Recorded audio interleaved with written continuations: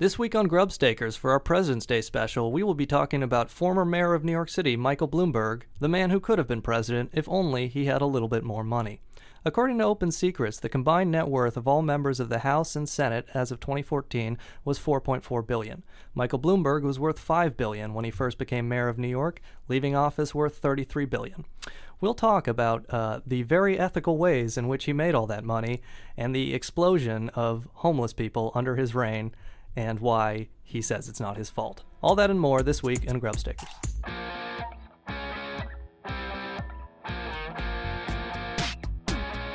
Because of my success in the private sector, I had the chance to run America's largest city for 12 years.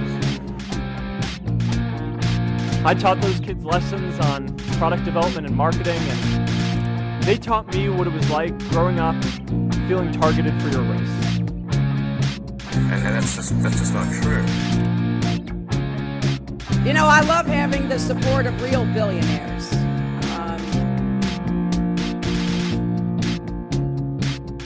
Hey, welcome to Grubstakers. We're talking about New York, the former mayor of New York City, one Mr. Michael Bloomberg. I'm here. Senor Michael Bloomberg.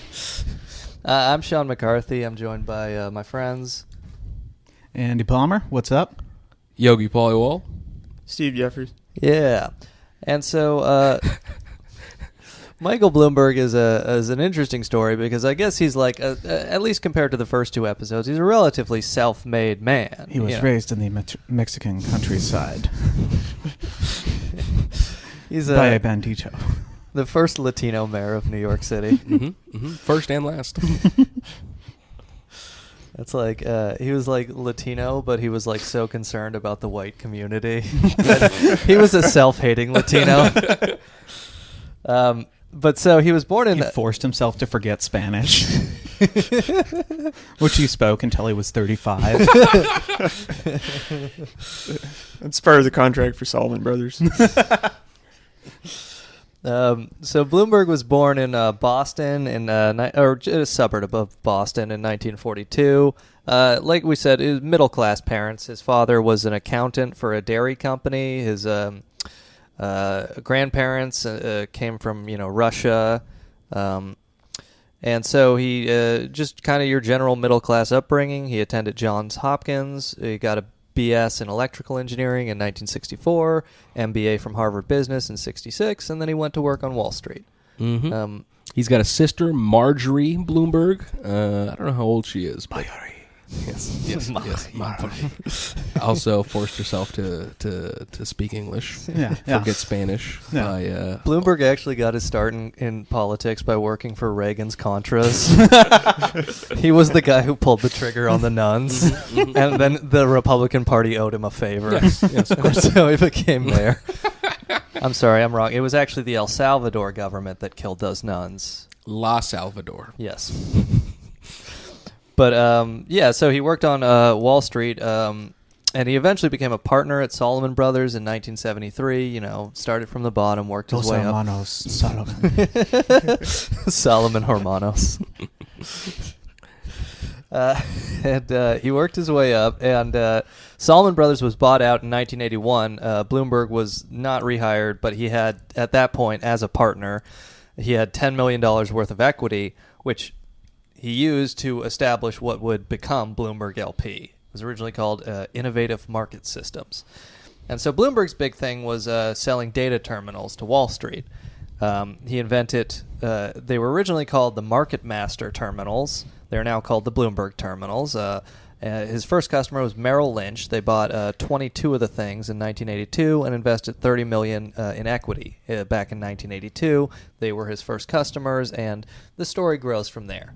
So basically, Bloomberg's money comes from supplying financial tools and information tools to various Wall Street and other brokerage, hedge fund, these kinds of corporations worldwide. And if you've ever temped in any kind of investment bank, as I did for a good year, you'll see these things all over the place. They have like a keyboard with like black keys, and then they've got some orange keys for like buying and selling, and then they'll have like they'll have like 8 different monitors like up in a grid in front of them with a bunch of graphs. And apparently Bloomberg's software has this like quirk to it where it's like white on black background, which is, according to graphic designers, very not optimal for the eyes, but it's become their like trademark, so they just kept it. Really? Yeah, like Yeah. the other financial data services companies, it's kind of like a joke of how dated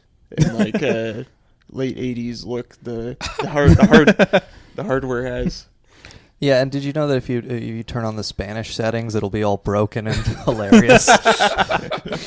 It just doesn't make any sense. And like most of the money that company makes is from like the monthly charge for the terminals. Right. So Well, they started out selling actual physical hardware with like the software on it, and now they're doing subscriptions almost entirely of the software. Oh, really? Right. Basically, the current software, I guess it's pretty common. Like Microsoft does it, where it's subscription DLC. model. It's DLC. It's downloadable content. You can still get the hardware though. Oh, really? Yeah. Oh yeah. Well, the Bloomberg terminal loot crates. Yeah, exactly. If you want the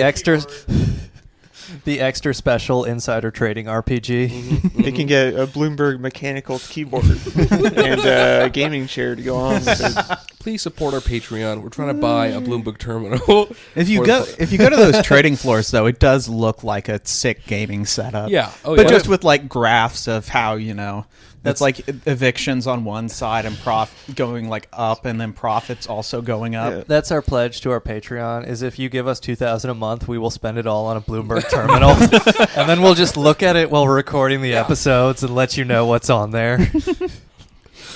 But yeah, so just to talk about Bloomberg LP, it's a private equity company, so like there's limited public financial disclosures from it, but he's the 88% owner of Bloomberg LP, and this is where calculations of his wealth come from. Essentially, Forbes, as of February 2018, estimates he's worth $52.6 billion. He is, per company policy, not listed on Bloomberg's billionaire index. Because, it might be a little awkward if the people he employs attempted to dig into his financials. But yes, so he's the 88% owner of Bloomberg LP, which has 325,000 Bloomberg terminal subscriptions worldwide. Each terminal subscription costs about $2,000 a month. So I think that's like $650 million every month just off the subscriptions. Right.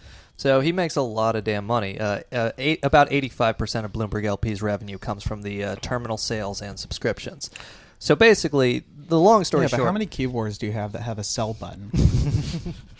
The long story short is these terminals are mainly sold to Wall Street, like Bank of America, Goldman Sachs, et cetera, and when 85% of Bloomberg LP's revenue and, of course, correspondingly Michael Bloomberg's revenue and wealth is coming from Wall Street, he's very heavily involved in whether or not Wall Street is doing well. Yeah, Bloomberg and Wall Street seem to be tethered at the dick, if you know what I mean. And isn't, like, Jeffries, weren't you saying that, like, the terminals are notoriously bad? Like, they are not user-friendly at all? That's just going back to kind of has sort of an old school look and feel to it. Right. And you're saying that graphic designers have Just railed on it. Yeah, because it's it's white on black. I think it's not known for its user experience. I think white lines on a black background is something that day traders can really connect to. But I think one of the main reasons it's got really, really, really popular is it has like sort of groundbreaking speed with which you can get new data and have it categorized into the appropriate fields to make trades. Mm-hmm. And, of course, the conflict of interest stuff we'll get to a little later. But and I also, just on that point of, graphic designers criticizing it, I would like to say that most graphic designers are white and male, and there's kind of a resentment of a successful Latino man like Michael Bloomberg. The successful Latino man. Let's not forget. It's Michael Bloomberg. Is he the wealthiest POC? Him and Carlos Slim trade spots. That's right. He's up there. But so yeah, Michael Bloomberg made his money from these terminals, and as mentioned, basically, mostly what we're going to talk about is his time as mayor. He was the mayor of New York City from 2001. Bloomberg. From 2002 to 2014, he was mayor for 12 years. And a lot of stuff happened in that time, but mostly he spent a lot of his own money, but, maybe got a pretty good return on that investment. Because, as mentioned, when elected in 2001, he was worth $5 billion. When he left in 2013, he was worth $33 billion. And as of right now, he's worth $52.6 billion. That's according to Forbes. So, how did he make all that money? Well, he stopped being the CEO. Working really hard. Yep. He stopped being the CEO of Bloomberg LP, but he never sold his equity or divested himself of any of that. So his wealth is approximately calculated by, basically he owns something like 88% of Bloomberg LP. Yes. And essentially it's a privately owned company, and so like Forbes, that kind of when they do their analysis, they'll basically evaluate Bloomberg LP and then just translate his stocks into net wealth. And during his mayor time, he received a $1 salary, and it turns out he never cashed any of those checks. And one of the reports I read was one guy being like, "Why are we still writing these checks?"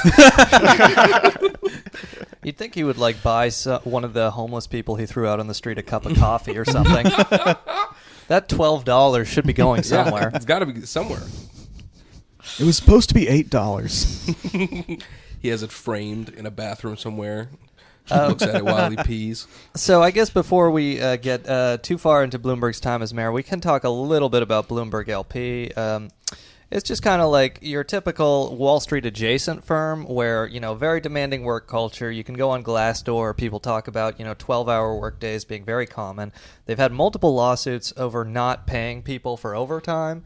People are expected to work a lot of overtime, and, they settled one of them for, I think, $3.4 million. There's a few that are ongoing.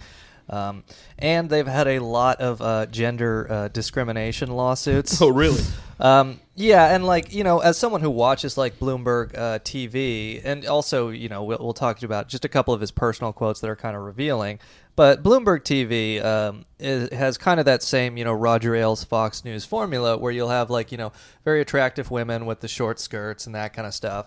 And so I think that actually really does come down from Michael Bloomberg himself. Just to give you an idea of his character, he has two daughters from a woman he divorced, and not long after the divorce in 1996, he was quoted telling the heart is a tempestuous thing. Well,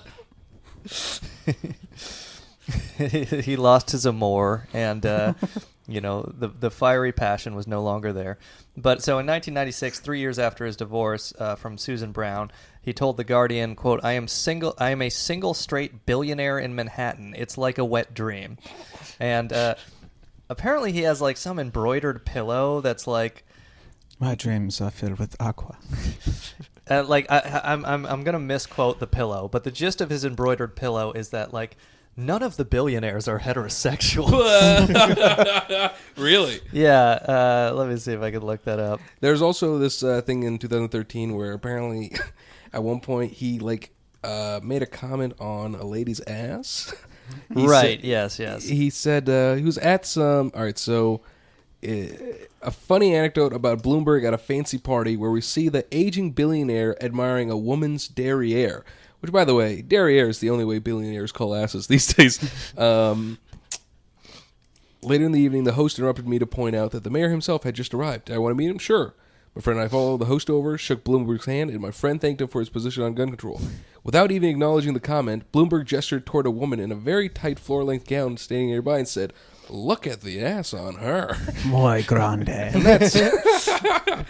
And that's really the mayor of New York, what you want. An ass man, because if the mayor of New York's a tit guy. I love the part of that where it's thanking him for his position on gun control, and he's like, look at the ass. It's like, Mr. Bloomberg, I just want to thank you for putting all those homeless people out on the street and murdering Sean Bell. You're welcome, but also check out the ass. Oh, and it should be noted that, so I did find the quote. It is, so this is according to the Daily Mail. Before he was sworn in, a New York magazine reported that he had a needlepoint pillow beside his bed that read, "How many heterosexual billionaires are there, for Christ's sakes?" Which it's really? What? That's so weird. He's got that embroidered on a pillow? I guess so. So see, he probably got rid of it once he became the mayor. so did he just like go to an embroidery person and be like, "Can you make me a decoration that says I'm a switch hitter?" Yeah, I think so. I think he likes getting pegged from time to time. I think a Bloomberg terminal. That is not switch hitting, Yogi. So according to Google, he's 5'8", and I don't believe it. Yeah, I think that's not true at all. I think even when you're like the 10th richest man in the world, you get to put like 2 extra inches on your Google results. Does that mean his ex is like 6'3"? Yeah, he has some really tall exes. Oh, really? Yeah. I mean, you look at him being interviewed by Letterman, and it looks like the chair's devouring him. Yeah, he is like a very stout man. Like he's not. Yeah. He doesn't have a build really. It's more of just kind of like a degrading back. Yeah, so just to talk about some of the lawsuits at Bloomberg LP. So, and again, we this kind of ties back into Bloomberg's characters. Of course, he owns 88% of the company. So he had one lawsuit was an executive, Ms. Garrison. He was accused of suggesting to her that she abort her baby, saying, quote, "kill it."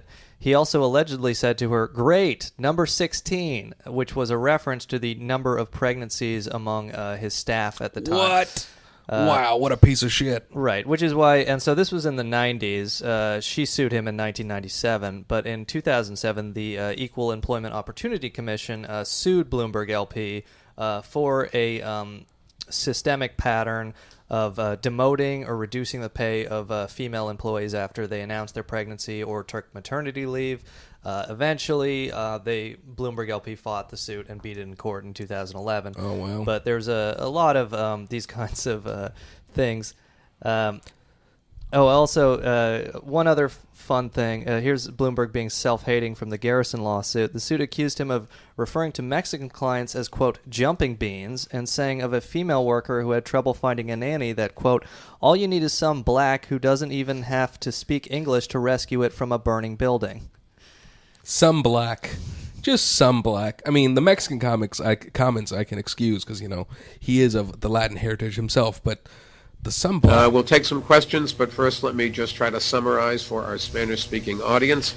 Los vehículos que fueron abandonados en la calle durante la tormenta nos han dificultado la limpieza, pero estamos haciendo todo lo posible y estamos utilizando todos los esfuerzos que tenemos. Este es el esfuerzo de limpieza más grande he's que clearly ha able visto to nuestros ciudadanos. speak poorly of the Latin community, being one of them. Jeez, that clip is so good. So perfect. They should teach that in high school Spanish classes. Yeah. Like, this is what we strive to. It's Bloomberg Spaniel. mandatory listening in the NY public school systems. Yeah. Did you know that if you hit the SAP button on your television while watching Bloomberg, he will narrate himself? So one other big lawsuit from Bloomberg is kind of horrific. So the head of Bloomberg Global Development, Bloomberg. There was a YouTube video we watched. Chapo Bloomberg. There's a YouTube video we watched that called the Bloomberg terminals the Bloom Bubble terminals. And I was like, That's good. That's good. That guy was telling it like it is. He really put some ominous music on that shit. Nick Ferris was the Bloomberg Global Development business head, and he, along with Bloomberg LP and Michael Bloomberg himself, was sued in December 2016, for multiple rapes and sexual harassment. And just to kind of summarize this, it's a New York Post story. We'll link to it. It's all horrible. But basically, the woman identified as Margaret Doe claims Nick Ferris got her addicted to powerful narcotics after she started working in September 2012. And she says that she went to his apartment at one point where they downed vodka and smoked pot. And then she went to sleep in the guest room and woke up with him raping her. And then after she was addicted to these drugs, he withheld them until she agreed to go to his apartment again. that was the second rape Oh, incident. addicted to the pot and the liquor, or they said powerful narcotics. I guess they okay. didn't specify. It seems like basically what the suit alleges is that like there was a drug culture at Bloomberg where how these 12-hour workdays happen is a lot of people are on like speed and other stuff. Sure, yeah. Which is not surprising. It happens all the time in the financial sector. But just like some weird fucking stuff from this story. So like this guy Nick Ferris got an adult circumcision. So here's part of the thing. In June 2013, months after the alleged rapes, plural, Ferris underwent circumcision surgery, then showed her graphic photos of his partially exposed penis wrapped in bandages and remarked how his circumcision made him extra sensitive to good vaginas, the suit claims. When you want to fit in at a financial firm, sometimes you have to get an adult circumcision. Yeah, that's how they haze one another at Bloomberg. But and it should be noted that this woman was his employee. So he was sending her pictures of his penis. He was emailing her.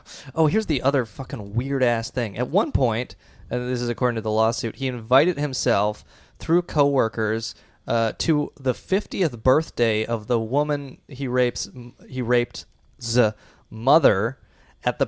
He invited himself to her mother's 50th birthday party. At the party in the family home, Ferris took pictures of the woman's family photographs and later photoshopped a childhood photo of himself into the pictures. What? Which is just like, what the fuck? He later sent the Photoshop photo to the woman. Oh my God. That is pathetic on a lot of levels. That's so weird to be like, I came to your house uninvited. I took photos of your family and then inserted myself. Aren't you impressed? Like, what is the goal with something like that? That's one take. The other one is he's this incredibly alpha move. Yeah, sure, right. You literally just write yourself into. Oh my God. Family. My take is like, he's in finance. That's who can afford Photoshop. I like the idea that he just like watched a David Fincher movie and he was like, this will really get in her head. I will Photoshop myself into her family photos after inviting myself to her mother's birthday party. So the woman complained, and so the idea that this is, obviously Bloomberg would say this is a lone actor, but the woman complained to HR, she says that requests to move her desk were ignored. In fact, the suit claims she was later reprimanded by her boss during an investigation into another male Bloomberg employee who harassed her. Nick Ferris was the guy was fired by Bloomberg in 2015, but he went to work at a Texas financial firm, Simpler Trading, as COO. And then he was fired when the New York Post published this story. Oh, wow. But yeah, and like just... So wait, so the Texas company didn't know about these allegations or this situation until the Post article They either came out? didn't know or they didn't care. But it was just kind of the thing where it's like this happens all the time where they... Bloomberg only fired this guy because of him having a relationship with a subordinate, not any sort of rape. Yeah. So of course, they want to keep this all hush hush. So I'm sure he got some sort of settlement and some sort of no wrongdoing, go away payout, and then so of course he can go get another financial job and be an abusive creep.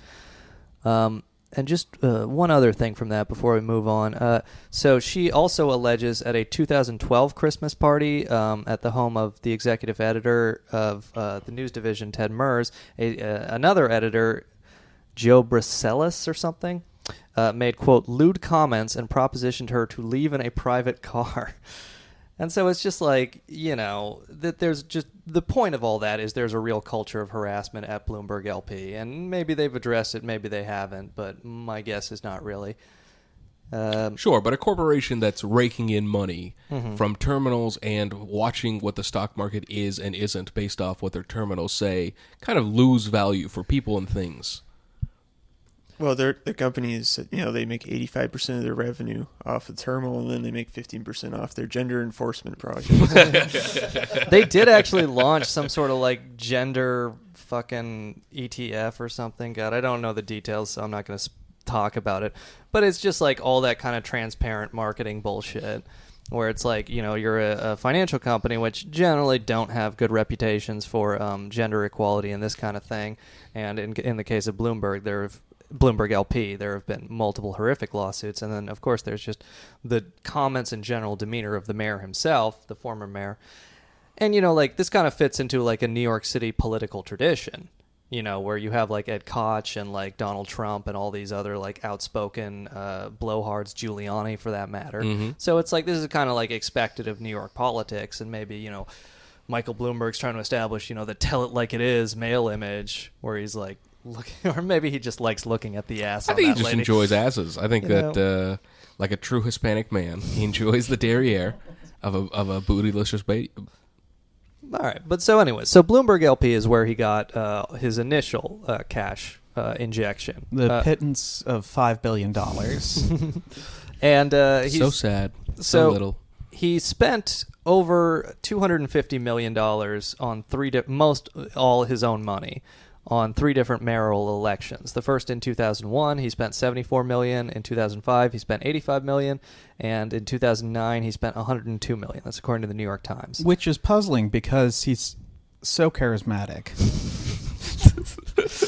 that it doesn't make sense why he would spend so much money when he already has so many natural abilities for public speaking and What was the margin?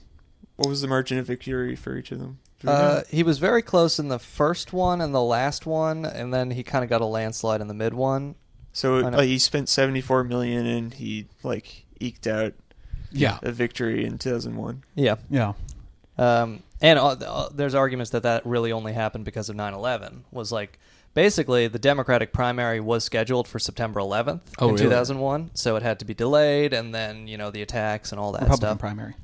Yeah, it was the Republican. He ran as a Republican. He switched right before. You did. He was Democrat, and then he switched to Republican. He was to run. Yeah. And then I think it might have been his second or third term. He switched to independent, but ran on the Republican ticket. But I thought the reason that it was an advantage was that kind of delayed the Democratic primary or something. Oh, I don't know. All right. Well, we're getting into semantics. The point is, he got elected. He's a piece of shit. He's got shitty kids, and his company sucks. He made his net worth 10 times the amount it was during the last $5 billion to 50. Oh, let's get into more semantics. This is what the people like. Look, as much money as Bloomberg spent on his election, he doesn't consider that what got him into office. Because of my success in the private sector, I had the chance to run America's largest city for 12 years. Yay. Another fun thing, for the 2009, his final campaign, he outspent his Democratic opponent 14-1, and just a fun little quote from the New York Times. The campaign's union coordinator, Patrick Brannon, spent $520 to dine with labor leaders at Smith & Wolinski, the Midtown Steakhouse. So, of course, a nice little fun way to solidify the opposition is to take their leaders out for steak dinners. $500 a plate. Sorry. Pennies for Bloomberg, though. They didn't even go to Peter Luger. It's in Brooklyn. And another thing, while we're complaining He's mayor of the whole city.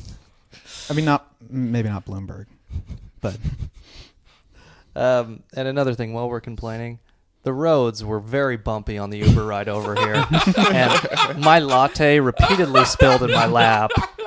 I did yell at the driver, and we didn't tip, but really, Bloomberg owes me an apology for that. But there's another thing that when you start to look at this is a lot of his focus was on Manhattan, and a lot of the outer boroughs really felt neglected by Mayor Bloomberg. And I wonder what the difference between people who live in Manhattan and people who live in, say, Brooklyn or Queens is, or well, obviously people in Brooklyn and Queens are richer. They're classier.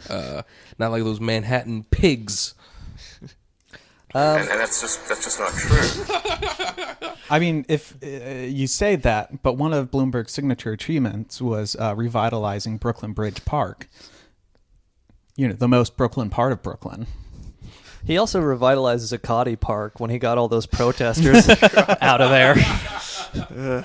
But so anyways, I guess so he gets elected in 2001. He starts his term in 2002. And then this is kind of where the conflict of interest begins, because we've mentioned, his net worth increased so much over his term as mayor. He only took a $1 salary, but he was still making all this money from Wall Street. So you can argue that New York City's economy is like so dependent on Wall Street that he's just selflessly promoting the interests of Wall Street in order to support growth and stuff. But in reality, there's a huge incentive to allow Wall Street to grow and grow and grow. And in fact, there were development deals we'll talk about a little bit where in exchange for hiring employees, many of whom would end up using and needing Bloomberg terminal subscriptions, they get state and city tax abatements and bonds and these kinds of things. And just like another fun thing, in 2002, right after his election, Bloomberg LP released a list of the top 100 customers of Bloomberg LP without specifying total revenue or the percentage of business that they controlled. So these people that had a major financial dealings with his company were still able to lobby the mayor and discuss business deals and all this kind of stuff. And there was just really no transparency as to who butters his bread, really. Right. So yeah, basically, like right after he got elected, there was he decided that he absolutely needed to revitalize downtown Manhattan to recover from 9/11, and in order to do that, he just shoveled money into Goldman Sachs to put their headquarters there. They got apparently $1.65 billion in city and state quote help in the deal. What I'm pretty sure that was. It may have been the city and state help. There were some of it was tax breaks, some of it was rent help, some of it was. Is that 1.65 billion? Is that in dollars or pesos? Sorry, this is according to New York Magazine that 1.65 billion in city and state help for this Goldman Sachs headquarters, and of course they needed the money. They couldn't have done this on their own. And along with that came about 2,000 new hires, which that's a lot of Bloomberg terminals. Exactly. Every Wall Street job is basically another Bloomberg terminal sold. Right. And it's janitor, Bloomberg. Look, they can't clean the thing if they don't know like what the employees are going to be stress eating. That's right. As a result of that day's market news. Put terminals up above the urinals. Yeah. When you're peeing, you got to know what the stocks are doing. Yeah. Well, I mean, that's like a really insidious direct relationship though between like Bank of America, Merrill Lynch, and all them. Right. Oh, of course. And his political horrifying. Rise. I can see a janitor just like sitting down at the Bloomberg terminal and being like, "All right, Bloomberg LP about to gain profits by laying off the custodial staff." What the fuck? Just like so one last thing about Bloomberg LP is like it is kind of like this same Amazon work culture where every single employee knows when every other employee enters and leaves the building. Oh, really? And when they log into their mobile phone app or whatever. Huh. So there's a lot of incentive to. It's like, what's the name of that prison where you can see everything? I don't Facebook. But it's called like not the Octagon, but something like that. Yeah, something like that. Yeah, man, if we were a smart show like hosts would know these things. Panopticon, that's it. Panopticon. Well, so anyways, the idea is like you kind of establish this policing each other, and it's like Bloomberg LP is about 10,000 employees, and some of them make decent money, but it's still like 88% of this is going directly into Mayor Bloomberg's pocket. So, which is why he owns that much of that company. You're exploiting yourself for this man who isn't even 5'8", people. El Chapo Bloomberg. Yeah, I think we should talk about the homelessness is the other thing. I mean, now let's go to the protest. The Occupy. Oh yeah, Occupy. Let's do Occupy first. Well, so of course, like when all your money is coming from Wall Street, Bloomberg has always been a defender of Wall Street, and I think we can find the audio drop where he blames the financial crisis on Congress instead of Wall Street, which is ridiculous and has been debunked multiple times. But basically, of course, when a protest movement springs up against your main customers, you might want to use your private army, the NYPD, to disperse that protest. Right. And you might want to do it at 1 a.m. And cordon off 10 city blocks to do it. And so you remember the timeline of Occupy? Because I think it started in 2009 and... No, it started in 2011 in September. Oh, okay. And the eviction was not that long after that, actually. It was in November, middle of November in 2011. Yeah, it was really fast. It was just almost a blip.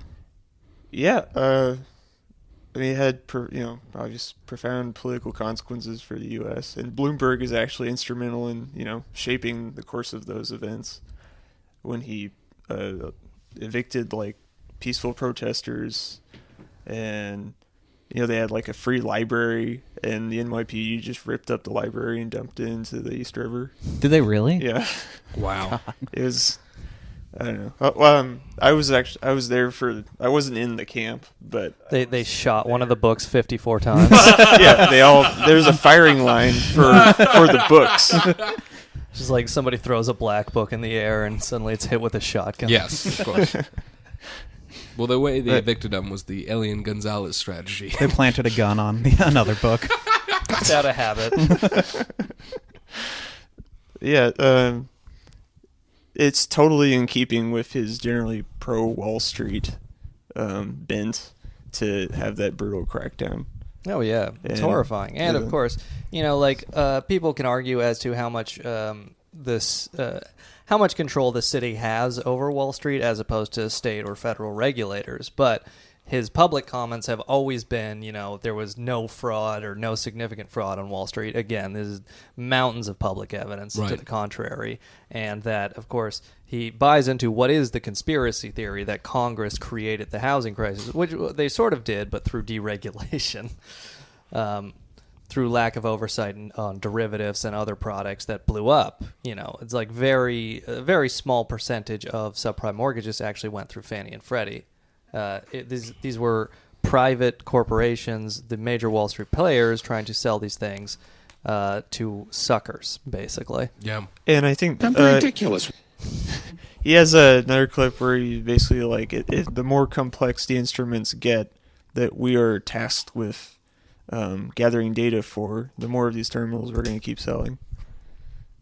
Yeah, it's very cyclical how he's built his net worth, and it's interesting because there's no you can't just Google Bloomberg corruption money because it's technically all legal to be well, I support them and they support me and we all make a lot of money, but a whole bunch of people get fucked in the process. Mm-hmm. Why would you think that?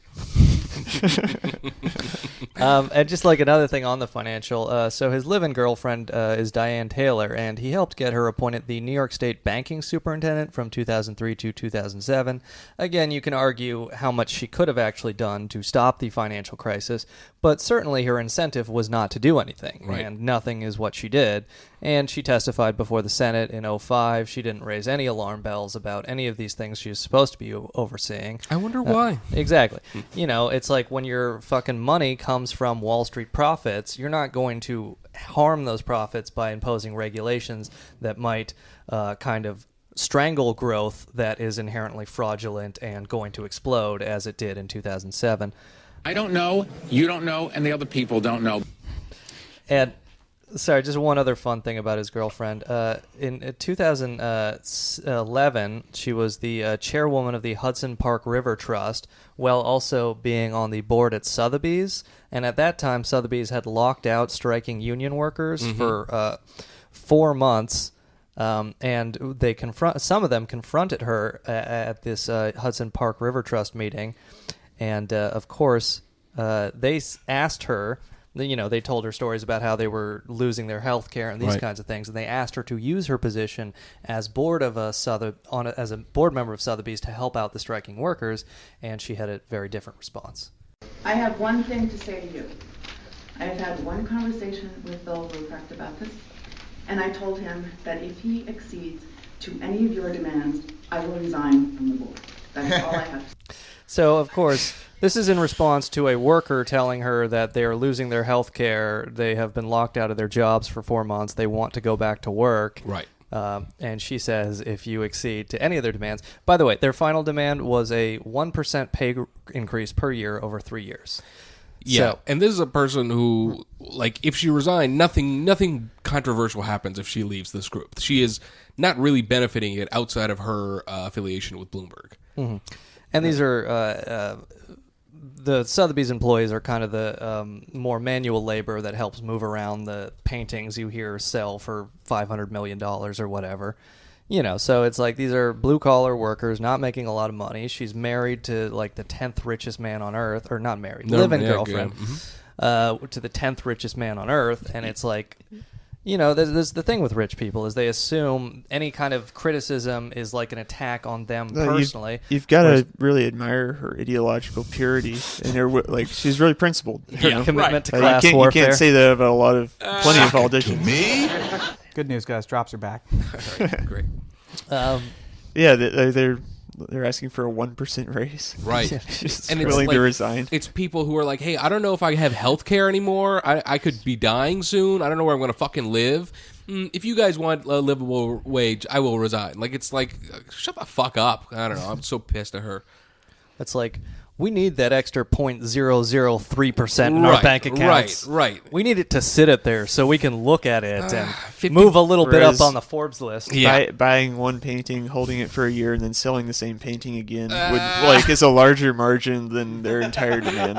Yeah, exactly. And it's like, it's a decision. It's just a yes or no, and they're like, we're going to say no because we don't know how much more human dignity you're going to ask for afterwards. It's just fucking ridiculous. By the way, I made the assertion earlier that the idea that Congress created the financial crisis and not Wall Street was ridiculous. We're going to do another episode going more into that on the future, I think. Sounds great. I just, I know somebody's going to get pedantic in our comment section. I want to talk about... It's insulting to America. The Bloomberg family is interesting. He has a sister that I mentioned earlier, Marjorie Bloomberg, Tyven, and... Tyven? That's of House Lannister. Yeah, right. She is the commissioner for the UN Consular Corps and Protocol, and according to a New York Times article, an important but little-known job as New York City's liaison to the UN, overseeing a staff of a dozen. All right, so here's the thing. She doesn't get paid to do this job, so it's not a job. It's a volunteer program that she has a great title for. But more importantly, there's no information on this sister. You can look up the world of how Bloomberg lived and did his shit and what school he went to and stuff, but Marjorie's got zero information. Mm-hmm. And it's one of those things where the rich continue to hide their secrets, which is bullshit. I always just assumed they had a massive anti-PR campaign that just turns them invisible. And they're like, yes. What if I told you I could make you completely meaningless to the outside world? He has two daughters, Georgina and Emma, and Emma is kind of smarter than Georgina, according to Georgina, but why would you think that? But Georgina, what's interesting is she's a philanthropist like everyone else in the Bloomberg family. She rides horses a whole bunch. She calls it being a professional equestrian. One of her ridiculous. One of her charities is basically, if you want to ride horses, you got to buy some, rich-ass, bitch-ass clothing, and people that are broke can afford it. So she basically donates her old clothing to an organization. I can't remember the name of it because why would I remember the name of a piece of shit like that? But the best thing about Georgina... Just imagine a family in a shelter that's trying to get pushed out by Mayor Bloomberg, and a little girl just has a Bloomberg... riding helmet on. She's sitting on a spring cot. Yeah, right. While her parents sob over eviction papers. The best thing about Georgina is that between 2011 and 2013, 4 books were released, and they're young adult horse fiction. And the thing is it the erotic kind? The covers make it look like they're fucking a horse. I'll tell you that right now.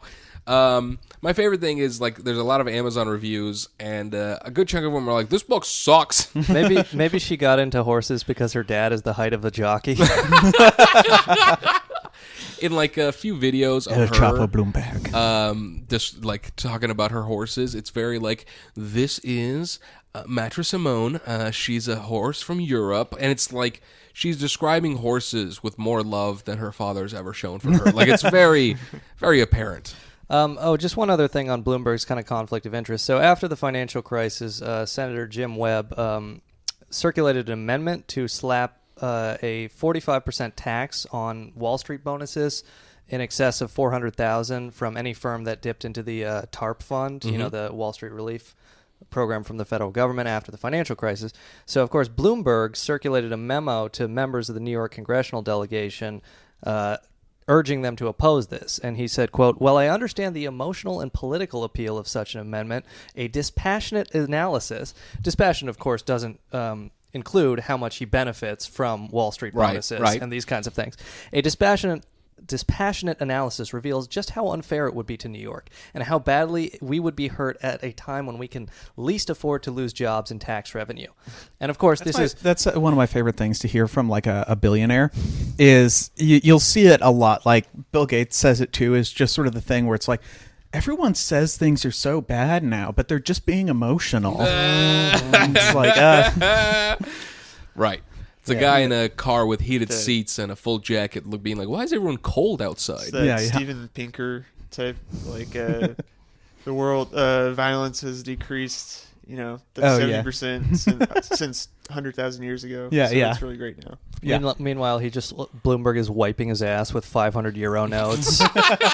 Like, there's just a lot of emotion going on right now. And again, this is like 45% tax on bonuses in excess of $400,000. This is a tax on the richest of the rich, only at firms that are receiving bailout the people money. Who need it most. Exactly. And of the course, real victims of the financial crisis. Webb's amendment was eventually defeated because, it's the United States Senate. What do you expect?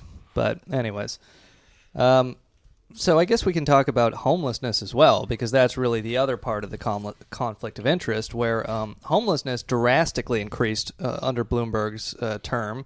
I think it doubled. It increased, I believe, by 66. Oh wait, it increased 69%. Oh my God. Nice. Since Bloomberg took office. That's where he stopped it? I think it was in his final year, and it was like 45%, and he's like, "We can do this. Come on, guys."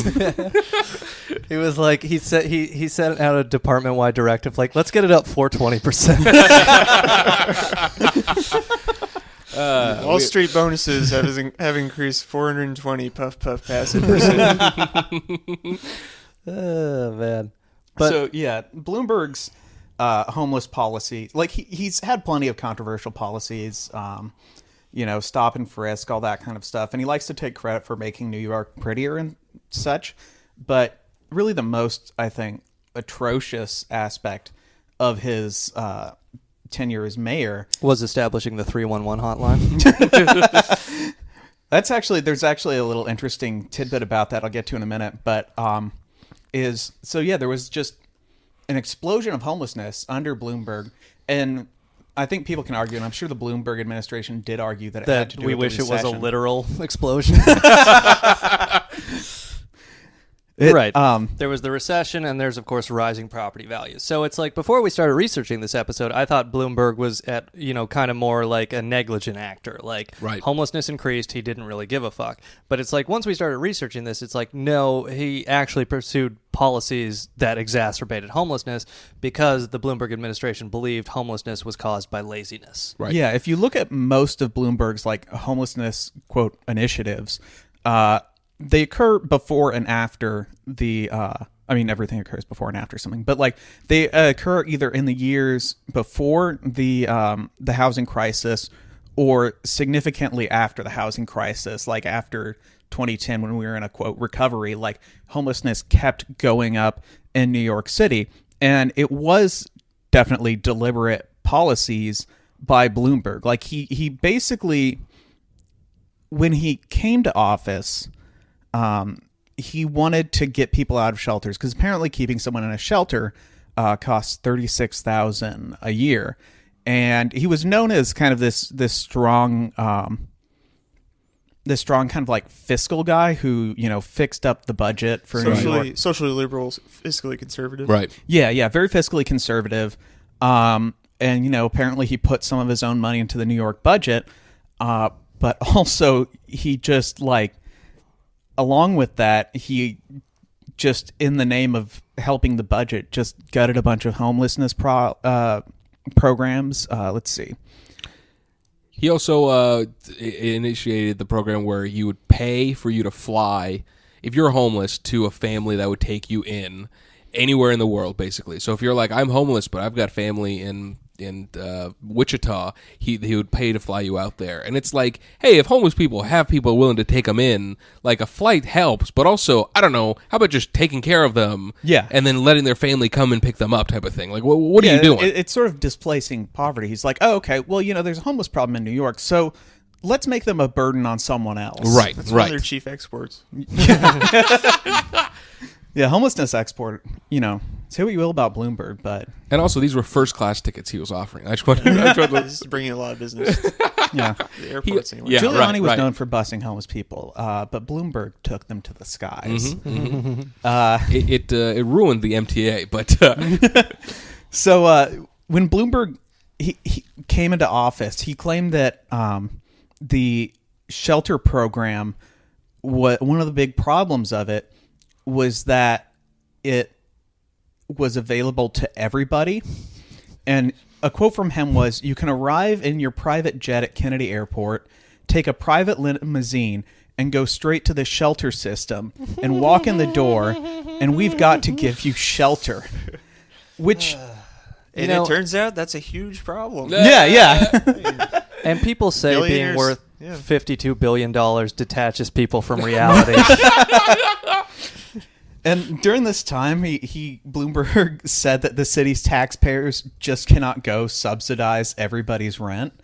And he then urged city residents to call their lawmakers and have and get them to end a lot of the payment for shelters. Just telling their lawmakers, we ain't going to do this anymore. Right. That was his thing. The thing is, when he says the city taxpayers can't go subsidize everyone's rent, at the same time under Bloomberg, there was a massive building boom, which, if you visit New York City, it's staring you in the face. There's massive skyscrapers everywhere that are basically function as money laundering vehicles for Russians, or basically any kind of billionaire who wants to stash their money Rachel away. Maddow. It's apparently the Census Bureau estimates that 30% of all apartments in the quadrant from 49th to 70th Street between 5th Avenue and Park Avenue are vacant at least 10 months a year. And what's interesting about this, and Sean knows a lot more about it, is that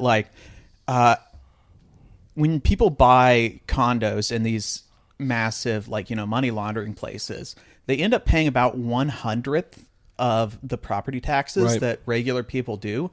So they pay almost nothing in property taxes. Like one of them in I forget one of the massive towers, 157, which has a roof that's higher than the World Trade Center. The 89th and 90th floor condo, it's split between the two, sold for something like $100 million or $90 million. And they paid $17,000 in property taxes. What? Right. Which is an effective tax rate of 0.017%. Yeah, it's nuts. There's like a system of abatements and exemptions, particularly for developers, that almost always they're touted as helping, keep low-income residents or whatever, but there's really no enforcement system that checks to make sure that developers are actually providing these low-income units. So they just say they're providing this or that low-income unit, and in reality, it's just this huge giveaway to building developers in the form of tax abatement, tax exemptions. And then there's the whole tax class system, which we'll get into in a future episode. But the long and short is like a tax class 1 property is a single family or 1 to 3 family residential that has caps on how much property tax assessments can go up. But the thing is, a 1 to 3 family residential in Manhattan has these same caps as one in East New York. So it's like a lot of properties in very high value areas are getting undervalued by these kinds of classifications. And they a lot of these investors and developers are essentially when they make a decision to buy and hold a property and have no one actually live there. There's sort of there's an option price for real estate. It's not as simple as a supply and demand argument where you say well, there's not enough supply, so That's the reason why price is increasing. Like, no, they're just holding it because they want the political situation to turn in their favor and have it be rezoned. Right. And then that has the effect of like, well, now there's less housing for everyone else. Exactly. Yeah, there's plenty of housing stock. It's just a lot of it's not being used. Right. Well, you were saying that that there's like that block that's vacant 10 months a year or something. Or what were you saying on that? Because I've heard stuff like that where there's just like blocks in Manhattan where the majority of properties are vacant for most of the year. 30% have are vacant 10 months a year. Right. And so that means that a higher percent could be like, 6 months a year. This is in the middle of the homeless crisis. And like in my perfect world, you would just seize these and put homeless people in them. But at minimum, you can tax non-vacant or non-primary residence properties. You can slap taxes on it, which is what a lot of jurisdictions do. But of course, this was never pursued by Bloomberg or, to the best of my knowledge, de Blasio has not either. And under Bloomberg, rents went from about $2,000 per unit in 2002 to $3,000 when he left office. So that's 50% increase. And also wages dropped, and so people weren't able to keep up with rent, and that also drove the homeless problem. On top of that, there were several programs that were instituted by Bloomberg that also pushed the homeless problem. One of them was that he... in 2004, he promised to decrease homelessness by 2/3 in 5 years, and instead it increased by 60%. Wow. Fuck yeah, dude. What a fucking piece. But, so, I gotta find some of the programs. Well, something we could talk about is Advantage, which was a subsidy for subsidized rent that I believe Bloomberg implemented in 2007 as a way of shifting away from the shelter system. Because as we've mentioned, Advantage would give people, I think, $10,000 a year, whereas shelters cost like $36,000 a year approximately. So they pushed this Advantage in 2007, but then, of course, he defunded it. So as of 2014, according to the Gotham Gazette, 8,500 families were pushed back into the shelter system as a result of the collapse of Advantage. Overall, is like a much less efficient system, even on his own terms of trying to shore up the budget. Exactly. So it's like because do we have the clip of the director of homeless policy? Yeah.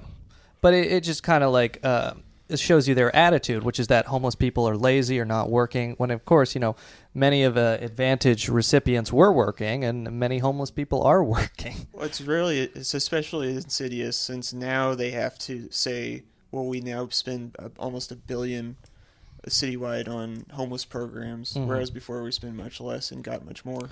Now, so weren't you saying, Stephen, that they kind of transferred control from the federal government to the state and city government for the homeless problem, or at least they did something with the FHA? Well, the original case for getting onto the short-term rent assistance program that you're talking about was that the FHA program was too... it wasn't... Well, I mean, this is the real reason. It probably wasn't in line with his ideology. If you just give someone a house... Well, it's... in one of the FHA properties. Right. And it's kind of a thing where the state and local government move away from this federal assistance, which, of course, the federal government has a lot more money. They can print money as well, and it goes to the state and local governments, which had to slash their budgets as a result of the recession. So a lot of people were left stranded. So one of the things that Bloomberg tried to implement was a strategy called rapid rehousing, which would essentially move people from shelters to permanent housing as quickly as possible, which... seems like it would be a good idea, but the way he implemented it, the way he enforced it was his Department of Homeless Services ramped up placement quotas on city shelters to where if they didn't place a certain number of people in permanent housing, it would cut their funding by up to 5%. Alpha. So basically putting them under the gun. And so what happened was an explosion of these things called three-quarter housing, which is... basically a reference to halfway homes, which are these for-profit housing complexes that will just get filled with people who are coming from shelters. They're generally not much better than shelters. They're falling apart, a lot of them. They're rife with, basically grifters who will take people's government checks and then not pass them on to the landlord and then skip town, stuff like that. And people who are operating these houses will throw out tenants for such things as calling 311. What? Really? Yeah, yeah. If they call 311 to report like the heat's not on or that kind of thing. Yeah, yeah. And then, wow. And then, and basically the idea is like after I think it's 2 years, their Medicare reimbursements will run out, and so 6 months or 9 months. And so that gives them incentives to push people out. And essentially people just go into these houses, get kicked out of them, and have to go back into the shelter system, almost in a revolving door kind of way. Well, and the whole thing is just a lack of empathy. Did we find the clip yet? This is Department of Homeless Services Commissioner Seth Diamond speaking at the New School. We must reject the misconception that a rental subsidy is the only ticket out of shelter. The evidence is clear. Most families can work and want to work. I think by evidence he means the ideology. Perfect for this. Bloomberg also said at one point, you never know what about his he tried to shut down the Advantage program, which also would help like secure people in their own apartments after leaving shelters. But then he would say, you never know what motivates people. One theory is that some people have been coming into the homeless system, the shelter system, in order to qualify for a program that helps you move out of the homeless system. Wow. So in his mind, people are taking advantage of homeless resources to stop being homeless. Those freeloaders. He said that quote while he was wearing platform shoes while standing in line to ride a roller coaster that he wasn't tall enough for. Just another horrifying thing on the homeless stuff. So he basically proposed slashing Advantage and all these other cuts in the homeless stuff in 2010. And there was a rally that I watched, but basically a Bloomberg administration report at that time, as of 2010, found there were 3,800 minors homeless in New York as of 2010, with hundreds of them prostituting themselves in order to survive. Wow. And knowing that, this was the Bloomberg administration's own in-house report, he still proposed cutting street outreach in half, later completely eliminating it, drop-in centers in half, and then, of course, he slashed the Advantage rental voucher, which, as we mentioned, threw 8,500 families back into the shelter system. He also tried to limit emergency sheltering, which, when you need to go to a homeless shelter, it shouldn't be an emergency. But that was actually struck down by the New York State Court of Appeals, which when a state court, I haven't really looked at the Constitution, but I don't think you're allowed to let people freeze to death. So he went from some of the lowest cost options that got people homes quickly, like the FHA units, right, or even the temporary assistance, and like a lot of those went to like the highest cost. As a reflex it's so stupid. Back to the shelter system. It's just based on hatred of the homeless, where it's like it didn't even save the city or the state money. It cost them more to increase the homeless problem, because with the FHA, I don't have the budget in front of me, but I'm sure some of those costs are taken on by the federal government. It'll be on our Tumblr. Yes. Yeah. We'll look this up later, guys. We did too much research. No, but it's crazy, though, that, once again, Bloomberg's altruistic nature seems to be that, he put efforts into making society in New York better, but then very quickly, after a little bit of research, you go, oh, no, he just kind of halted it and then propped it up and then re-halted it. Right. Well, it's like it ultimately comes down to, in his mind, he's a billionaire. He's a, quote, self-made billionaire. So to him, it's like, everyone responds to these pure, capitalist motives. If you give people incentives, they'll respond to this incentive, basic, behaviorism type stuff. If the rat gets zapped, it won't bite the thing that zaps it anymore. Right. And then he, extended that to, because that's basically how he sees homeless people. Yeah, if you're walking around, we should be able to stop and frisk you. And if you don't like it, that's on you. I don't see what's wrong with invading your personal space, because you could be a criminal, especially if you're black or brown. Yeah. And that also took off. We haven't talked about that yet, the stop and frisk, where it was a kind of a program that existed before Bloomberg, but just took off under him. And he claimed it was for firearms, though he later had a quote towards the end of his reign as mayor that was like, there's no way of knowing just how many firearms we took off the street from stop and frisk. Go fuck yourself. And it's like, yes, but I don't think that means what you think it means. Yeah, and there's a great news report where he's talking about stop and frisk, and he's like defending it to the nth degree. You want to play that drop? Yeah. Also, he didn't allow the creation of new shelters, I believe. Just to tie into the of course. Yeah, you're fine. You're right. You know, so here's we did the research. I wanted to get it into the microphone. I get it. I understand. Here's what Bloomberg had to say about stop and frisk and its targets. In that case, incidentally, I think we disproportionately stop whites too much and minorities too little. Thank you very much, Yogi, in the post. But, like, I mean, what's crazy is how he is a megalomaniac and also is a piece of shit. And also, his daughters aren't that hot. And it's like, if you got that money, sex them up. Well, yeah, so we're kind of wrapping up, and there's, again, like with all these guys, there's too much to talk about, but just... Real quick, I want to do one last thing. There's the news report of, like, he would use this helicopter dock that was supposed to be closed on the weekends, but, and it's funny because, like, yes, okay, that's wrong, and Bloomberg shouldn't do that, but the people complaining also have a view of a helicopter dock in the water. Like, it's like rich people complaining about rich people. Oh, yeah, no, on the news report, you could tell these people were worth millions. Yeah, right, Just bitching about Bloomberg making helicopter noises while they're trying to fucking enjoy their Charlie Rose program or whatever. But one thing is, like, a lot of defenders of Bloomberg will point to his philanthropy, and he's one of the billionaires who signed the Giving Pledge, which is the idea to give away at least half their wealth, which would still leave him with $25 billion, but whatever. A measly $25 billion. But just enough to live on. But there is something inherently insidious, especially during the time he was mayor, about that giving, where there are lots of nonprofits in New York City, including Coalition for the Homeless, which was very brave of them to criticize him so vociferously and bring such attention to the problem of his homeless policies, because nonprofits do take money from the Bloomberg philanthropies, and of course, when the mayor... when so many of these nonprofits rely on that money in New York, they're not going to criticize the mayor because that's, biting the hand that feeds them. Yep. So his philanthropic givings become another lever of his power, and there's just all these corrupting effects that money has that, is not really talked about in these contexts. Bloomberg is the richest politician in the world, probably in history.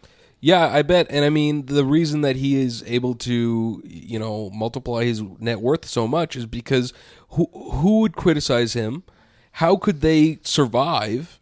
And on top of that, like, when his biggest criticizers are people that have less than 1% of his net worth, he's bulletproof. I mean, like, you can't stop that.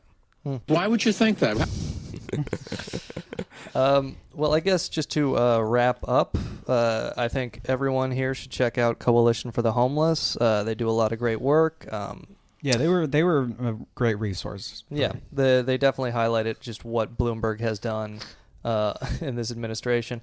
And, we didn't even really get to Bloomberg's promotion of charter schools. You can look up all the criticisms of Success Academy and how basically education is being privatized throughout the country, but New York City with Success Academy was really the, what do you want to call it, the lab in which this kind of experiment spread, where in the case of New Orleans, there's these charter school boards that are private boards that are controlling education instead of public input for however flawed the public school system is. But they're using public money for it. Of course.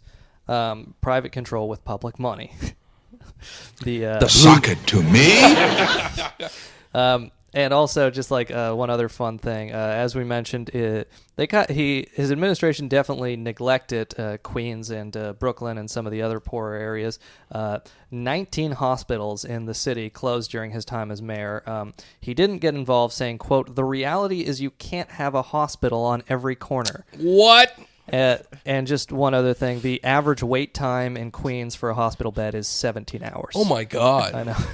One problem we have is having too easy of access to healthcare.